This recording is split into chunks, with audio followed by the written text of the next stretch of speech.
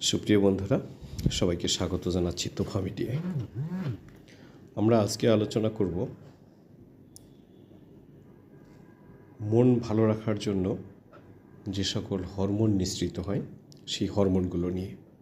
আমরা কখনো কখনো এই হরমোনগুলোর উদ্দীপক হিসেবে বা সহায়ক হিসেবে কখনো কখনো আমরা একাধিক সময় বিভিন্ন ধরনের ওষুধ গ্রহণ করে থাকি।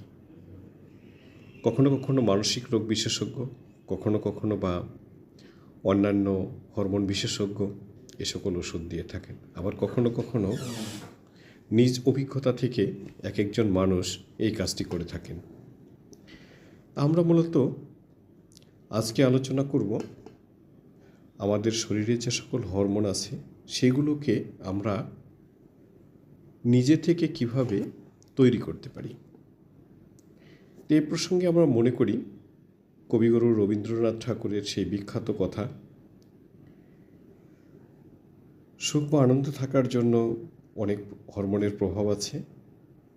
এই যে হরমোন সেগুলোকে আমরা বলি হ্যাপি হরমোন। হ্যাপি হরমোনের মধ্যে প্রথম যেটি থাকে সেটি হচ্ছে ডোপামিন। এই ডোপামিন বৃদ্ধির জন্য আমরা কি করতে পারি? আমাদের ভালো লাগে, আনন্দ দেয় এরকম কাজ, যেমন খাবার গ্রহণ, ব্যায়াম করা, কেনাকাটা করা, ভালোবাসার মাধ্যমে অন্যকে নিজের অনুভূতি প্রকাশ করা, যা আমাদের সুখী করে তোলে। এই কাজটি করলে এই ডোপামিন বৃদ্ধি পেতে পারে। দ্বিতীয় সেটি হচ্ছে সেরোটোনিনের ভূমিকা। উদ্বেগ এবং বিষণ্ণতা থেকে রক্ষা করে এই সেরোটোনিন। অনেক সময় বাজারে এই সেরোটোনিন জাতীয় বিভিন্ন ধরনের ওষুধ পাওয়া যায়। এগুলো আমরা খেয়ে কখনো কখনো দৈনন্দিন জীবনের চাপকে সামলে রাখি, কিন্তু নিজের জীবনকে সুন্দর করে সাজাতে পারি না। তাই সেরোটোনিন বৃদ্ধির জন্য আমরা যে কাজটি করতে পারি সেটি হচ্ছে ব্যায়াম, বাইরের সময় কাটানো অর্থাৎ ওপেন এয়ার এক্সারসাইজ এবং ভালো ঘুম। আপনি যদি কোনো একটি আবদ্ধ ঘরে, যেখানে কোনো প্রকার আলো নেই, সেখানে দৈনিক 7 ঘন্টা থেকে 8 ঘন্টা ঘুমান, তাহলে আপনার সেরোটোনিন বৃদ্ধি পাবে এবং আপনাকে ফ্রেশ লাগবে। তৃতীয় যে হরমোন সেটি হচ্ছে এন্ডোরফিন। এই হরমোনটি আমাদের দেহের ব্যথানাশক হিসেবে কাজ করে। শক্তিশালী প্রাকৃতিক ব্যথানাশক এই উপাদানটি বৃদ্ধির জন্য আমাদের কার্ডিওভাস্কুলার ব্যায়াম করা উচিত। চতুর্থ যে হরমোনটি আছে সেটি হচ্ছে অক্সিটোসিন। অক্সিটোসিন আমরা কোনো ওষুধ না খেয়েই বৃদ্ধি করতে পারি। তার জন্য আমাদের ভালোবাসার মানুষটিকে অন্তরঙ্গ স্পর্শ করতে পারি, আলিঙ্গন করতে পারি, তার হাত ধরে কিছুক্ষণ হাঁটতে পারি। এগুলো অক্সিটোনিন নিঃসরণ ঘটায় এবং মানসিক বন্ধন এবং সুখকে বাড়িয়ে তোলে। পঞ্চম যে বিষয়টি সেটি হচ্ছে আলিঙ্গন।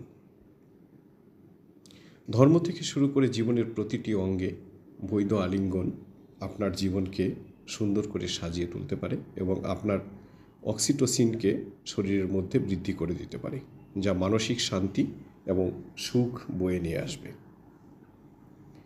ষষ্ঠ বিষয়টি হচ্ছে বাইরে সময় কাটানো।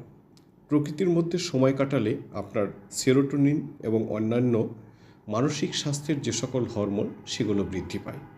তাই আমরা উন্মুক্ত আকাশে নির্মল বায়ু গ্রহণের মধ্য দিয়ে ঘুরে বেড়াবো এবং আমাদের এই বাইরে যে সময়টুকু কাটবে সেটি আমাদের শরীরের অনেক ঘাটতি পূরণ করে দেবে এবং আমাদেরকে গড়ে তুলবে।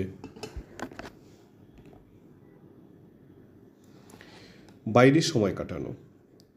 প্রকৃতির মধ্যে সময় কাটালে সেরোটোনিন এবং অন্যান্য হরমোন বাড়ে, যা মানসিক স্বাস্থ্যের জন্য খুবই উপযোগী। তাই আমরা চেষ্টা করব বাইরে ঘুরে বেড়াতে। ঘুরে বেড়ানো বা ট্রাভেলিং খুবই ভালো একটি বিষয়, যা জীবনকে সাজাতে, মনকে সাজাতে এবং জীবনকে সুন্দর রাখতে সহায়তা করে। এরপরে যে বিষয়টি আলোচনা করব সেটি হচ্ছে হালকা ব্যায়াম। আমি যে সকল ভিডিও দিয়ে থাকি জীবন আচরণ নিয়ে, তাদের অধিকাংশের মধ্যে ব্যায়ামের বিষয়টি আছে। আপনি প্রতিদিন সকালে ঘুম থেকে উঠে নিজের জীবনকে বাঁচাতে 30 মিনিট থেকে 45 মিনিট হালকা এক্সারসাইজ করুন। আপনি যে পরিবেশে আছেন সেই পরিবেশে, যদি আপনার উন্মুক্ত মাঠ না থাকে, আপনার ঘরের মধ্যেই ফ্রি হ্যান্ড এক্সারসাইজ করুন। এটি আপনার শরীরের ডোপামিনের নিঃসরণ ঘটাবে এবং এই ডোপামিনের নিঃসরণ আপনাকে মানসিক শান্তি দেবে। এরপরে সেটি হচ্ছে হাসির অভ্যাস। মন খুলে হাসুন। আমরা অনেক সময় গোমরা মুখের মানুষগুলোকে খুব গম্ভীর প্রকৃতির জ্ঞানী মানুষ ভাবি, কিন্তু আমি আমার জীবনে এমনও মানুষ দেখেছি যার মুখে সদাই হাসি লেগে থাকে। এই মানুষটি কিন্তু কখনো কখনো উইটি, অর্থাৎ সুন্দর সুন্দর কমেডির মধ্য দিয়ে জীবনকে সাজায় এবং অন্যের জীবনকে উপভোগ্য করে গড়ে তোলে। তো বন্ধুরা, অনেক কথাই হলো।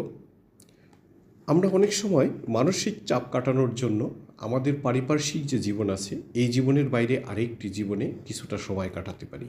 যেমন বাগান করা, আপনার পোষা প্রাণীর সঙ্গে কিছুটা সময় কাটানো।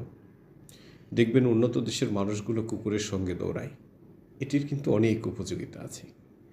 বাংলাদেশের ধর্মীয় এবং পারিপার্শ্বিকতার কারণে কুকুরের সঙ্গে এত মানুষ ঘোরাঘুরি না করলেও আপনি আপনার প্রিয় প্রাণী যেমন কবুতর, হাঁস, মুরগি, গরু, ছাগল, ভেড়া, যেগুলোকে আপনার ভালো লাগে, এগুলোর সঙ্গে কিছুটা সময় কাটান, দেখবেন একটি প্রশান্তি আসবে। আপনার ব্যক্তিগত, পারিবারিক এবং সামাজিক সম্পর্কের প্রতি আপনি যত্নশীল হন। সম্পর্কের বন্ধন যত অটুট থাকবে, বিশেষ করে ব্যক্তিগত সম্পর্কে আপনি যতটা নিরাপদ বোধ করবেন, শরীরের ডোপামিন এবং অন্যান্য হরমোনের বৃদ্ধি ততটাই ঘটবে। শরীর আপনার, মন আপনার, সিদ্ধান্ত আপনার। আমরা শুধু আপনাকে জানিয়ে দিলাম। আমাদের এই জানানো বিষয়গুলো যদি ভালো লাগে তবে লাইক দিতে পারেন, শেয়ার করতে পারেন অন্যকে জানানোর জন্য, এবং অন্যকে বলতে পারেন সাবস্ক্রাইব করতে। আমরা আসবো আরও একটি নতুন বিষয় নিয়ে। সবাইকে অসংখ্য ধন্যবাদ।